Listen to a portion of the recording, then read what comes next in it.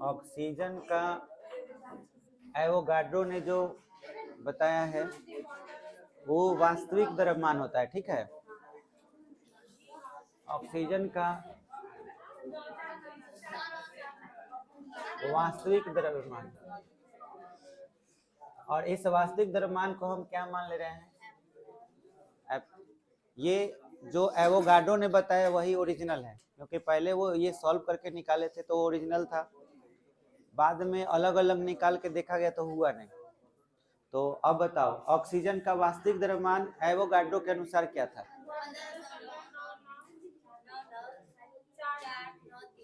9.3 इतना था। अब ध्यान से सुनना, ये तो परमाणु का हो गया, सुनो अब ध्यान से बात कही, ये तो पूरा परमाणु का हुआ, और हमको रिसर्च करना है, देखना है नाभिक पर। तो मैं यहाँ पे लिख रहा हूँ ऑक्सीजन के नाभिक का कौन सा द्रव्यमान? वास्तविक द्रव्यमान। ऐसा है कि हम इसको m मानेंगे, इसको m नहीं, ठीक है, क्योंकि हमको मेन तो इससे काम है। तो m बराबर कैसे निकालेंगे? तो आपको इसमें से सारे इलेक्ट्रॉन को हटाने पड़ेंगे, तभी ना नाभिक बचेगा। तो 15.994993 ये आपका इलेक्ट्रॉन के साथ द्रव्यमान है। अब बताइए इसमें कितने इलेक्ट्रॉन होते हैं? ऑक्सीजन में 8। 8 में आप कितना से गुना कीजिएगा? 0.00055 किए होंगे गुना आप लोग, देखिए कितना आया है।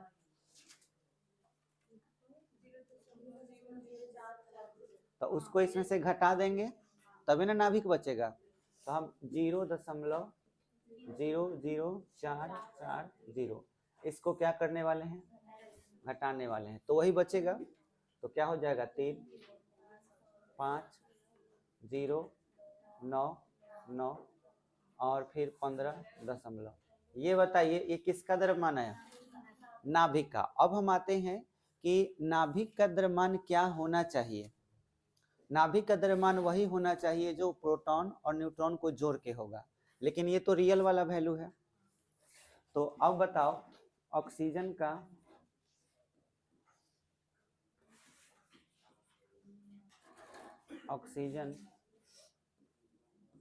का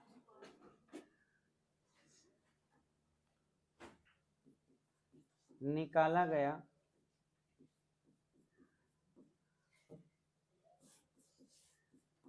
द्रव्यमान, हम लोग कितना द्रव्यमान निकाले थे? हम लोगों ने क्या किया था कि न्यूट्रॉन को अलग जोड़ दिया था, है ना।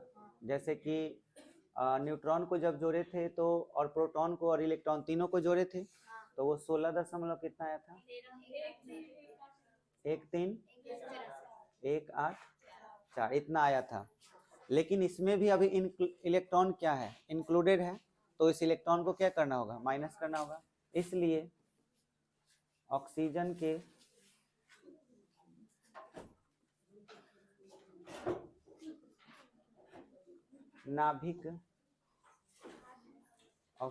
नाभिक का द्रव्यमान होना चाहिए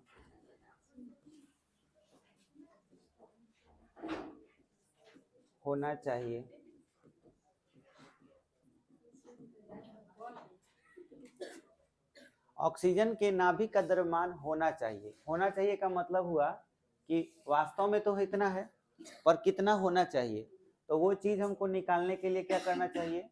16.13184 में से घटा देना चाहिए 0 पॉइंट कितना? 00440। तो माइनस करेंगे तो 4 4 11 से 4 हो गया 7 2 1.16 इतना होना चाहिए, ठीक है। अब देख सकते हो ये नाभिक है जो वास्तव में है। वास्तव में जो हम लोग ऑक्सीजन लेते हैं उस ऑक्सीजन के अंदर जो नाभिक है वो नाभिक का द्रव्यमान इतना होता है, ठीक है। पर रियल में हमने जब इसको एक्सपेरिमेंटली देखा कि भाई इलेक्ट्रॉन का द्रव्यमान, प्रोटॉन का द्रव्यमान, न्यूट्रॉन का द्रव्यमान, ये सबको जोड़ते हैं तो परमाणु का मिलता है। इलेक्ट्रॉन हटा देते हैं तो नाभिक। अभी भी नाभिक भारी है कि हल्का है? भारी है। इतना होना चाहिए। तो इमेजिनेशन करते हैं कि जब इस दुनिया का निर्माण हो रहा होगा, जब इस यूनिवर्स का निर्माण हो रहा होगा, कभी तो ऑक्सीजन बना होगा, कभी तो ऑक्सीजन या नाइट्रोजन, ये जो हम लोग आज नाम रख रहे हैं, हो सकता है कि हम लोगों से पहले भी कोई दुनिया यहाँ बसती होगी, और हम लोगों से भी पहले शायद ऑक्सीजन का कोई और नाम हुआ करता होगा।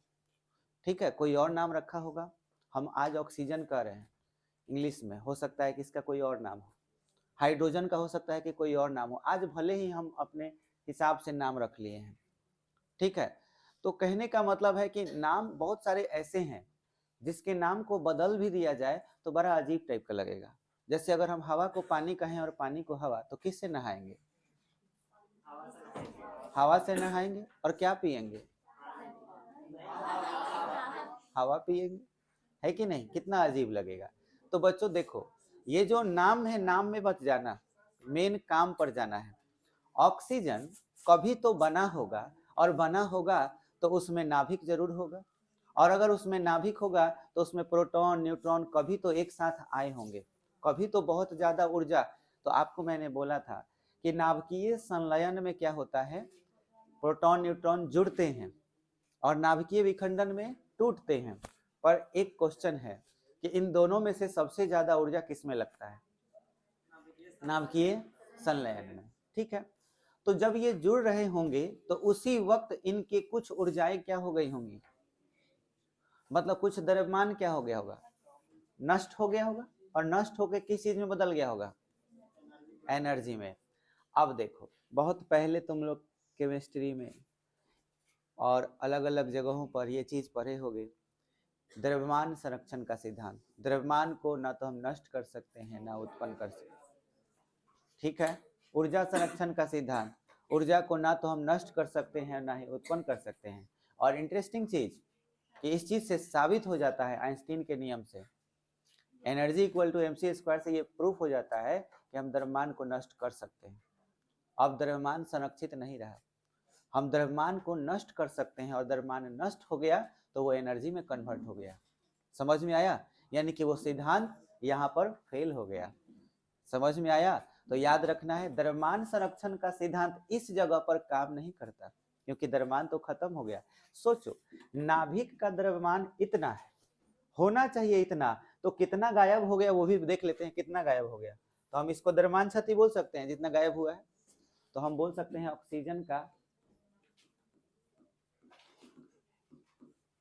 द्रव्यमान क्षति कितना हुआ भाई?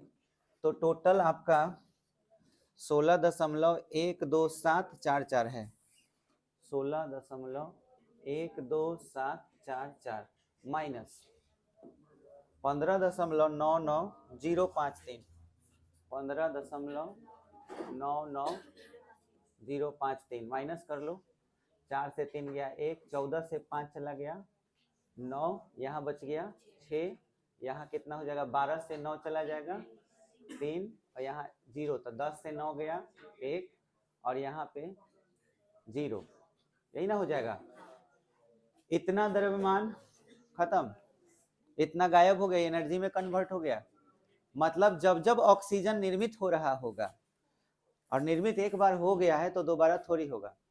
आप लोग को थोड़ा देर के लिए अब ये लग सकता है कि सर हम लोग CO2 छोड़ते हैं, पेड़ पौधे CO2 ले लेते हैं, पत्तियां CO2 ग्रहण कर लेती है, और फिर वो ऑक्सीजन बना के छोड़ती है। आपको लगता है कि अंदर ऑक्सीजन बन रहा है? नहीं, ऑक्सीजन बन थोड़ी रहा है, CO2 में से खाली O अलग हो रहा होगा, उसमें से ऑक्सीजन तो पहले से था, अभी भी है, वो खत्म कहीं नहीं हो रहा। उसे खत्म करने के लिए नाभिकीय विखंडन कराना होगा, जो बहुत ज्यादा ऊर्जा उसमें लगेगा। समझ में आया? तो जब हम नाभिकीय विखंडन कराएंगे या नाभिकीय संलयन कराएंगे, दोनों प्रोसेस में इतनी ऊर्जा जरूर मिल जाएगी कि उसका द्रव्यमान क्या होगा, कुछ द्रव्यमान इतना इतना क्या हो जाएगा? नष्ट हो जाएगा। तुम्हें ऐसा नहीं लग रहा कि अगर ये द्रव्यमान नष्ट हो रहा है तो वो एनर्जी में कन्वर्ट होता होगा?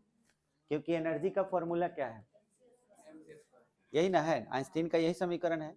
तो एनर्जी बराबर mc²। ये क्या बता रहा है कि इतना द्रव्यमान अगर यहाँ रख देंगे, ठीक है, लेकिन ये एक और बात है, आइंस्टीन का समीकरण केजी पर काम करता है, मतलब यहाँ m का मान किस चीज में रखना होगा, केजी में रखना होगा, तभी हमको एनर्जी मिलेगा कि कितना एनर्जी होगा। बात समझ में आया? तो ये वैल्यू किस चीज में है, AMU में, तो हम AMU से केजी में कन्वर्ट कर लेंगे और फिर यहाँ रख देंगे, तो हमें पता चल जाएगा कि कितनी एनर्जी निकलने वाली है। अच्छा, ऐसे तो हर तत्व के लिए अलग अलग होगा, तो एक प्रॉब्लम आ गया कि हर तत्व के लिए इतना बड़ा बड़ा प्रोसेस करना पड़ेगा, तब जाकर के ना हम पता कर पाएंगे कि कितना उसका द्रव्यमान नष्ट हो रहा हुआ होगा। जैसे ऑक्सीजन को बढ़ने में कितना नष्ट हुआ होगा, हाइड्रोजन को बनने में कितना नष्ट हुआ होगा। जब जब ये परमाणु क्रिएट हुए होंगे, बने हुए होंगे, तो उस समय इसकी कितनी द्रव्यमान खत्म हो गए होंगे। और तुमको ध्यान देना है कि द्रव्यमान अगर खत्म हो रहा है तो नाभिक बन रहा है। और एक और चीज कि अगर नाभिक टूटा भी तो भी द्रव्यमान उतना ही खत्म होगा। जितना जुड़ने के लिए बल लगा उतना टूटने के लिए भी लगेगा।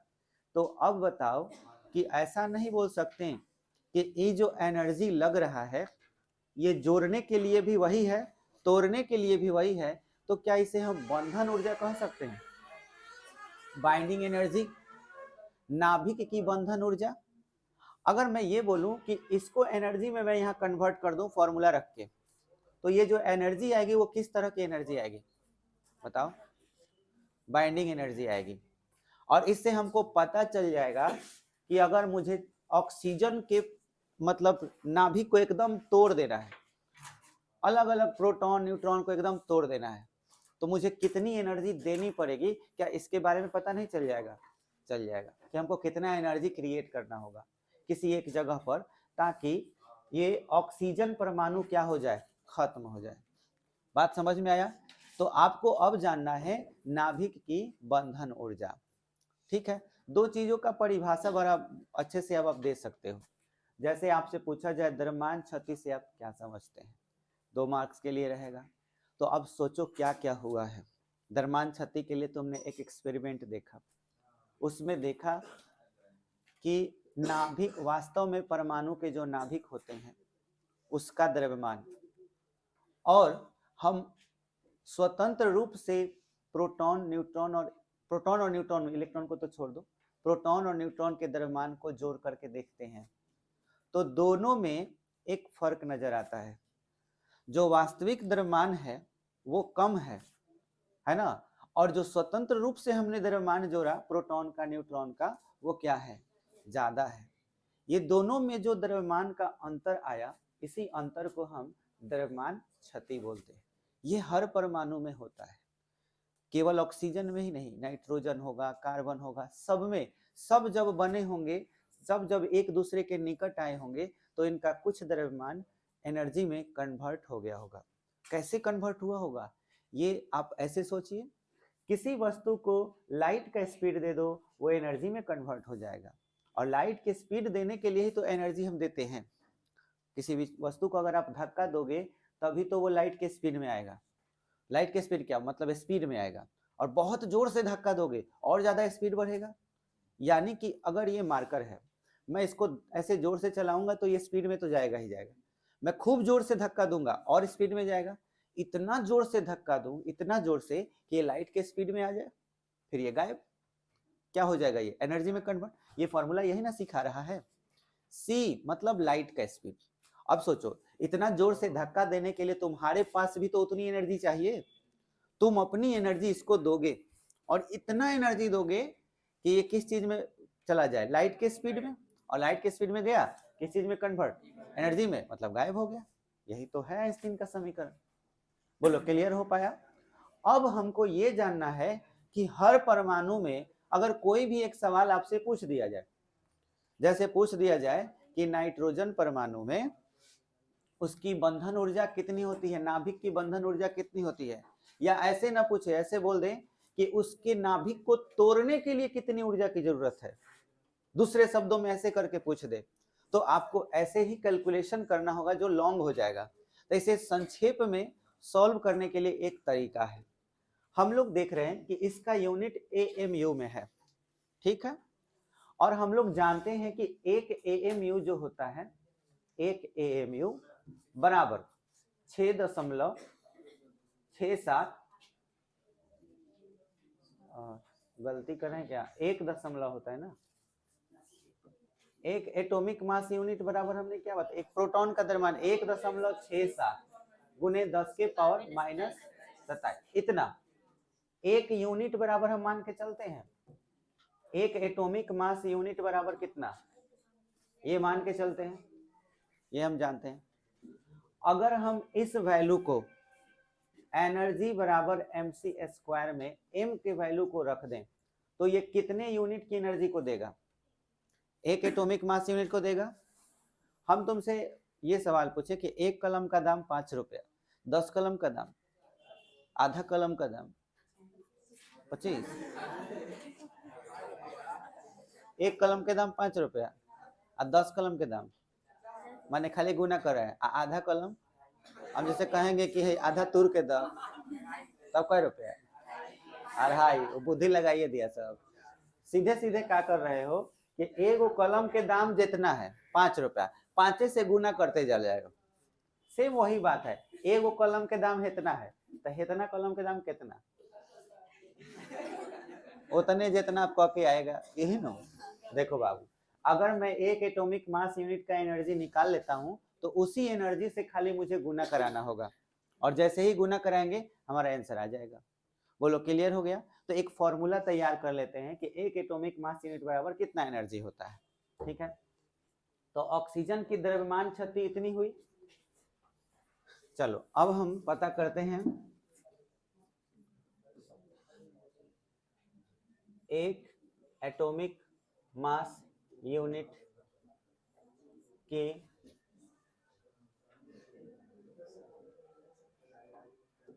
द्रव्यमान, एक एटॉमिक मास यूनिट द्रव्यमान क्षति, जिसको इंग्लिश में बोलते हैं मास डीके, होने पर उत्पन्न ऊर्जा, ठीक है, या उसमें जो खर्च ऊर्जा लिख सकते हो या उत्पन्न ऊर्जा, दोनों एक ही होगा। तो ये एनर्जी निकालने के लिए हमारा फॉर्मूला होता है E बराबर mc² हुआ। अच्छा, ये जो मास मतलब क्षति हुआ है इसको हम सूचित करते हैं किस चीज से, डेल्टा m से। तो हम यहाँ पे डेल्टा m लिख दे रहे हैं, बाद में इसको हम सॉल्व करेंगे, पहले ये सॉल्व करते हैं। तो हम मास का वैल्यू कितना यूनिट लेना चाह रहे हैं, 1 यूनिट, और 1 यूनिट बराबर कितना होता है, 1.67 -27 kg। तो ये यहाँ पे ले लेंगे,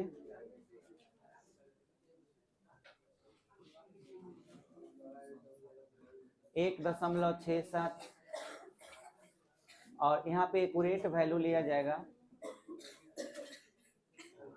10 के पावर -27 गुना 3 गुने 10 के पावर 9 नहीं 8, ठीक है। एक्चुअली यहाँ पर ना एक्यूरेट वैल्यू लेना था,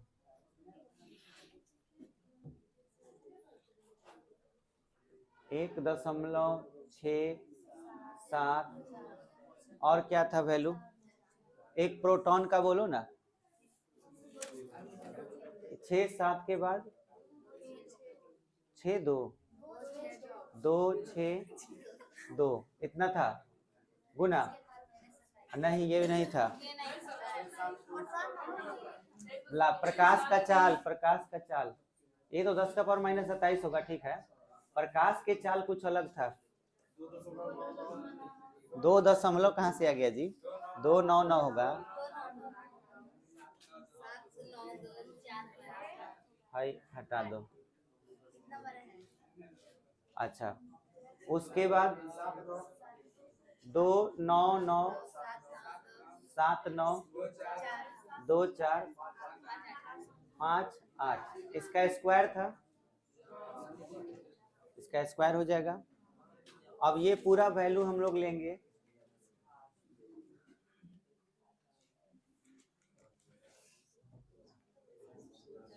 जूल में ये एनर्जी आएगी, एनर्जी ये जूल में आने वाली है। तो इसको सॉल्व कर लेते हैं। 1 अब यहाँ चीज ये वैल्यू यहाँ पे बोलो, इसमें 1 क्या था 6 7 के बाद 2 6 2 और गुना में क्या था, वो छोड़ो ना, वो तो पावर है, अलग कैलकुलेट होगा। 2 9 9 7 9 2 4 5 8, यही ना था। फिर गुना, यही नंबर, हाँ वही लाइट स्क्वायर है कि नहीं। 2 9 9 7 9 2 4 5 8। अरे प्लस नहीं, इक्वल किए हैं। अरे वो सपोर्ट नहीं किया कैलकुलेटर, समझ में आया। कोई बात नहीं, इसको हम दूसरे तरीका से सॉल्व कर लेते हैं। फिर से हम लाइट का स्पीड जो है ना इतना नहीं ले रहे हैं, 3 गुना 8, देखते हैं कितना आता है। 33 का 9 हो जाएगा ना जी। तो 1 कितना था 6 7 8 2 6 2 हो गया, और गुना में 9 15 चलो इसको लिख लेते हैं 15.05358 15.05358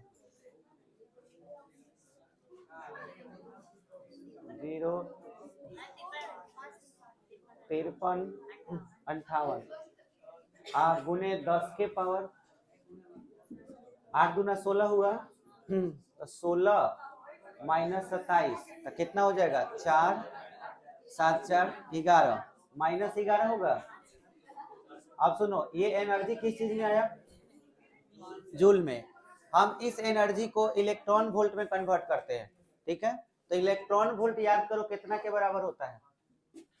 यहाँ पे पहले हम लिख दे रहे हैं, एक एटॉमिक मास यूनिट जो होता है वो होता है 1.6762 गुने 10 के पावर माइनस 27 kg। अब हम यूज कर रहे हैं कि 1 इलेक्ट्रॉन वोल्ट बराबर 1.6 गुने 10 के पावर माइनस 19 जूल। अब सोचो ये इधर आ जाए 1 तो जूल में कन्वर्ट हो जाएगा, मतलब जूल में कन्वर्ट नहीं, इलेक्ट्रॉन वोल्ट में कन्वर्ट हो जाएगा। तो इलेक्ट्रॉन वोल्ट में बदलने के लिए किससे भाग दिया जाएगा, हाँ तो इसमें हम भाग देंगे 15.0538 में भाग हो जाएगा 1.6 गुने 10 के पावर माइनस 19, यहाँ पहले से है 10 के पावर माइनस 11,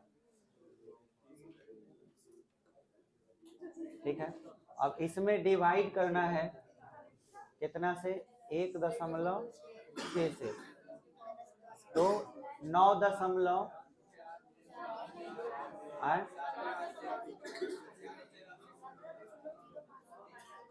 कितना था 15.05358, यही ना था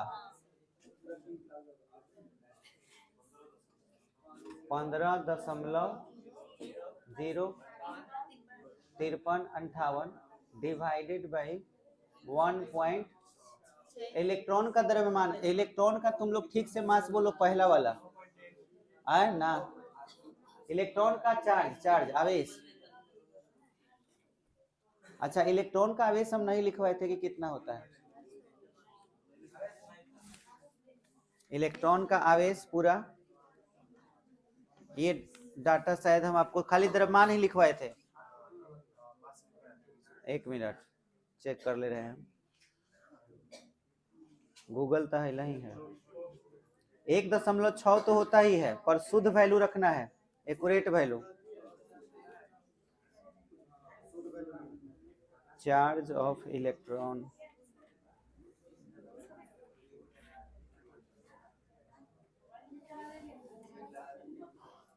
हाँ देखिए इसका वैल्यू होता है 1.60217, याद कर लो 1.60217, ये एक्यूरेट वैल्यू हुआ। हाँ इसको अब देखते हैं सॉल्व करके। 9.39 आया,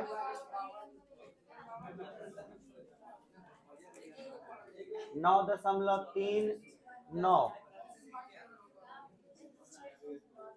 ये पूरा वैल्यू आ गया।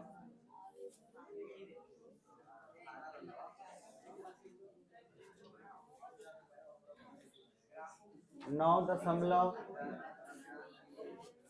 39,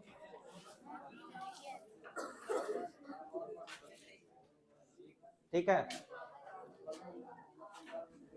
और यहाँ पे जो वैल्यू हम लेंगे चार्ज का, कितना लिए थे, 1.600217 गुने 10 के पावर -19, ठीक है। भाग देने के बाद हमारा कितना आया, 9.39 गुने 10 का पावर, 2 ही अंक लेना है, -19 ऊपर जाएगा प्लस, तो 19 से कितना हो जाएगा,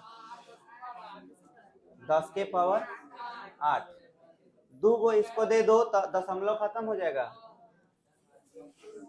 939 गुने 10 के पावर 6, उसके बाद ये टोटल 900 जो 39 आ रहा है, इसको हम मेगा इलेक्ट्रॉन वोल्ट बोल सकते हैं, ये मतलब मेगा। लेकिन याद रखो ये वैल्यू गलत वैल्यू लेने से आया है। वैल्यू कहाँ गड़बड़ाया था बताओ, हम लोग लाइट का स्पीड ज्यादा ले लिए हैं, बात समझ में आया। यहाँ पे स्पीड हमको जो लेना चाहिए वो हम नहीं लिए हैं, तो इसलिए आपको हम बताना चाहेंगे कि ये वैल्यू अगर यहाँ पे ये नहीं लिया जाता, ठीक है, इस जगह पर अगर हम कौन सा वैल्यू ले लेते, तो वो आपको खुद से गुना करना पड़ेगा, एक्सपेरिमेंटली देखा या दूसरे कैलकुलेटर में चेक करना होगा, ठीक है। तो पता है यहाँ पे वैल्यू कितना आएगा, हम यहाँ पे लिख दे रहे हैं कि यदि C इक्वल टू कितना लिया जाता, फिर से बोल, नहीं जो बोल 299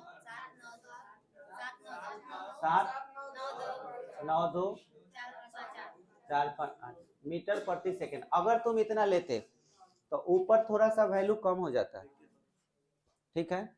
हाँ देखो उसमें आ रहा है, तो ये चीज जो आता है ना, तो ये थोड़ा सा और कम हो जाएगा, और टोटल वैल्यू कितना आएगा समझो, एक एटॉमिक मास यूनिट की एनर्जी, एक एटॉमिक मास यूनिट की बंधन ऊर्जा, या फिर आप डायरेक्ट ऊर्जा बोल सकते हैं, एनर्जी कितना आता समझ लीजिए, 931.5 मेगा इलेक्ट्रॉन वोल्ट, ये आपके बुक में दिया भी है। हमारा 939 आया किस वजह से बताओ, लाइट का स्पीड हम ज्यादा लिए हैं, इसलिए अगर कम लेते तो वैल्यू इतना ही आता, एकदम परफेक्ट, इतना कंफर्म है। तो ये ऑब्जेक्टिव में आता है, और कहीं कहीं 931 ही केवल लिखा हुआ रहता है, लेकिन 931.5 आपको याद रखना है, ठीक है। अगर नहीं दिया हो तब 931 मारना है, क्लियर हो गया। तो हम लोग आज से ये याद रखेंगे कि एक एटॉमिक मास यूनिट जब खत्म होगा तो कितना एनर्जी आपका निकलेगा, 931.5 मेगा इलेक्ट्रॉन वोल्ट। ये एनर्जी कम नहीं हुआ, बहुत ज्यादा मात्रा में एनर्जी हुआ, समझ में आया। अब इसके बेस पर तुम कोई भी एनर्जी बड़े आराम से निकाल सकते हो, कोई भी एनर्जी अगर बंधन ऊर्जा निकालना हो, जैसे आपको ऑक्सीजन का निकालना था ना, तो डेल्टा एम आपका इतना दिया हुआ है, आपको पता करना है कि इसकी एनर्जी कितनी होगी, ठीक है। तो हमको अगर सवाल में मान के चलो कि क्वेश्चन पूछ दिया उदाहरण के तौर पर कि ऑक्सीजन O2 की द्रव्यमान क्षति होने पर, या ऐसे बोल दे कि O2 के नाभिक की बंधन ऊर्जा ज्ञात करें। 2 नंबर के लिए अगर ये आपको सवाल पूछ दे, ऑब्जेक्टिव पूछ दे, तो सिंपल आपको 931.5 याद रखना है, ठीक है। और ये डेल्टा एम का वैल्यू याद रखना है, समझ में आया। तो अगर आपको ये निकालना है तो उसके लिए, अच्छा सुनो, डेल्टा एम का वैल्यू तुम याद नहीं भी रखोगे तो सवाल में तुमको ऑलरेडी ये दिया रहेगा, ये चीज तुमको पहले ही से दिया रहेगा। और हाई वाला चीज तो तुम खुद से याद कर सकते हो, निकाल सकते हो। जैसे तुमको ये वैल्यू अगर निकालना है तो उसके लिए तुमको प्रोटॉन का द्रव्यमान याद होना चाहिए, न्यूट्रॉन का द्रव्यमान, और किसका, इलेक्ट्रॉन का तो जरूरत नहीं है, दोनों को जोड़ दोगे तो ये ऑटोमेटिक आ जाएगा। समझ में आया।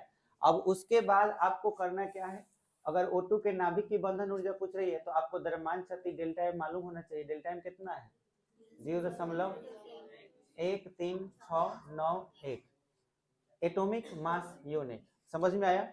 और इसमें हम गुना कर देंगे 13691, इसको आप जानते हैं कि इसको केजी में ही हमको कन्वर्ट करना होगा।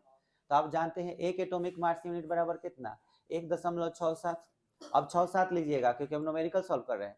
तो 1.67 गुने 10 के पावर -27 में गुना कर दीजिए, 1.67 गुने 10 का पावर -27, इकाती में कन्वर्ट हो गया केजी में। तो हमारा एनर्जी का फॉर्मूला होगा डेल्टा एम इंटू सी स्क्वायर। डेल्टा एम क्या है, द्रव्यमान क्षति। अब आप डेल्टा एम का वैल्यू रख लीजिए, डेल्टा एम, एक मिनट, ये डेल्टा एम हो गया ना, तो इतना का एनर्जी ना हमको पता करना है। एनर्जी तो हमारा टोटल कितना है, एक एटॉमिक मास यूनिट की एनर्जी कितनी है, ये काहेला लिख रहे हैं, बेकार में हम लिख रहे थे। एक एटॉमिक मास यूनिट की ऊर्जा बताओ कितना निकाले, 931.5 मेगा इलेक्ट्रॉन वोल्ट। हमको इतना का पता करना है। अरे तो गुना भी बेकारे में किए हैं। अरे भाई हम डायरेक्ट इसका एनर्जी निकाल चुके हैं ना, हम फिर लंबा वाला प्रोसेस ले रखे। जब हम इतना पता कर चुके हैं कि एक कलम का दाम इतना होता है तो इतना ही का ना पता करना है। तो बस 0.13691 की ऊर्जा या यूनिट की ऊर्जा निकालने के लिए सीधे सीधे हम गुना करेंगे।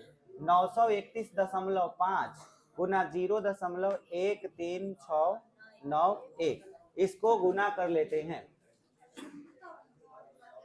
कितना, 931.5 गुना कितना करना है, 13,691,